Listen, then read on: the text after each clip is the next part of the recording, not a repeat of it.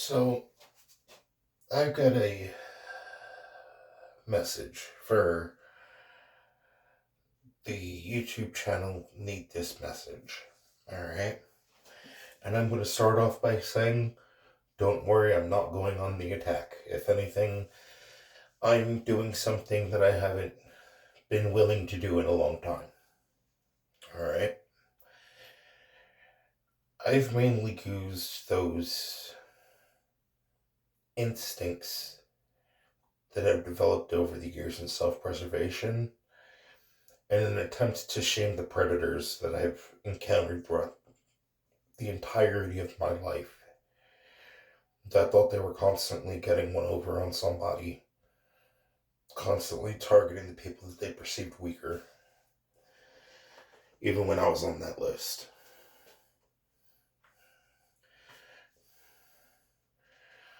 So I know I've given you hell before,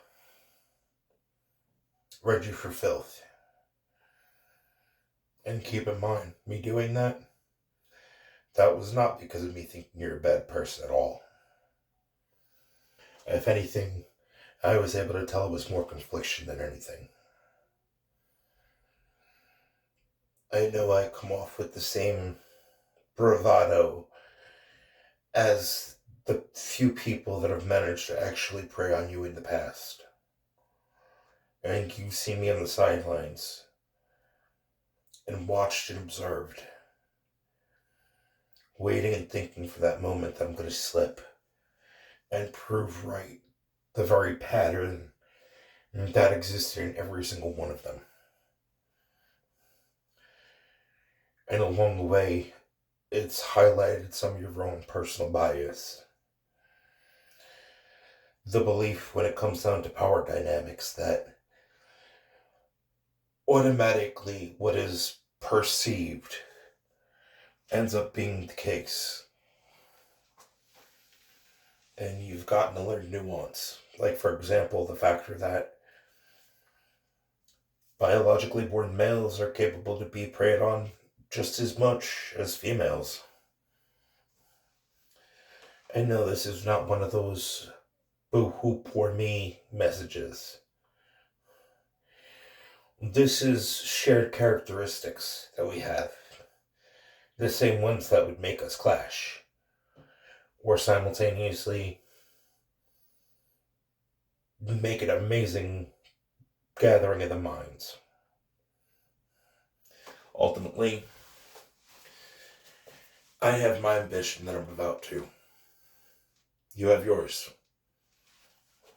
Very similar, but different demographics. Same circumstances, VG Spiritual Investigator, which, to be honest with you, is part of the reason why I'm always giving so much shit to her page. Because the reality is, somewhere along the way, the purpose diverted a bit in her sense. In yours, I'm just a casualty in your internal war. But it's not a bad internal war. It quite literally is that war that you've ended up having it yourself. You don't like people feeling bad for you because ultimately, those challenges, they've turned you into the force of nature that you are.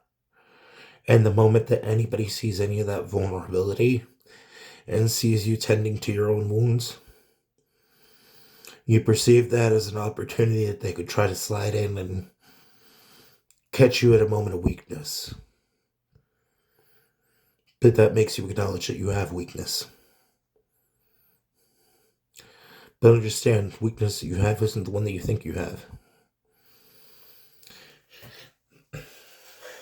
The weakness that you have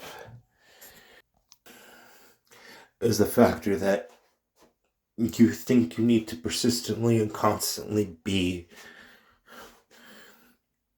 the strength, the grounded rock.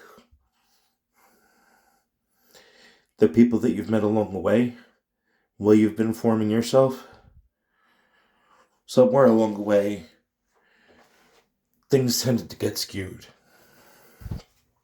Some people remind you of the process, And during that process, the amount that you've had to work on and work through in intention to mold yourself,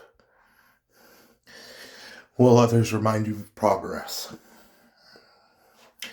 Ultimately, I remind you of progress, but not for the reason that most people would think. It's because you see me fighting the same internal war that you end up dealing with on a constant basis.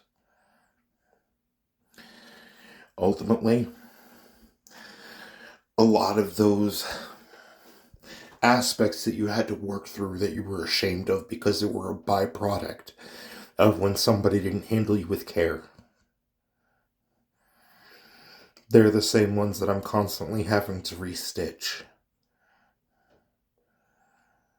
And then that ends up putting you in a place of remembering the factor that once upon a time there was somebody that was capable of being able to go ahead and make you stay blinded to your own power while attempting to try to rip any semblance of power that you had away from you.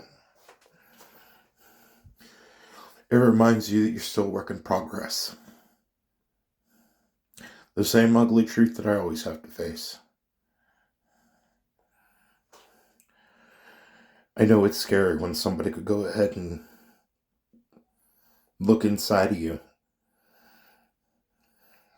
Especially because of the fact that ultimately you have so much more compassion than most. You have good intentions, but at the same time, you have an inability to be able to just not force, not push. But if you're pushing, that's a sign that you care. Even in circumstances that nobody asked you to. You were a spectator to a dog piling. An absolute dragging of somebody. And ultimately, what made you initially show up in the first place was the fact that you thought that it was somebody that deserved that dragging. But the more you ended up hearing, the more you ended up realizing the nuances and factors that didn't add up, it didn't make sense. It brought you back to that place that you were at when you were actively having to deal with that same circumstance.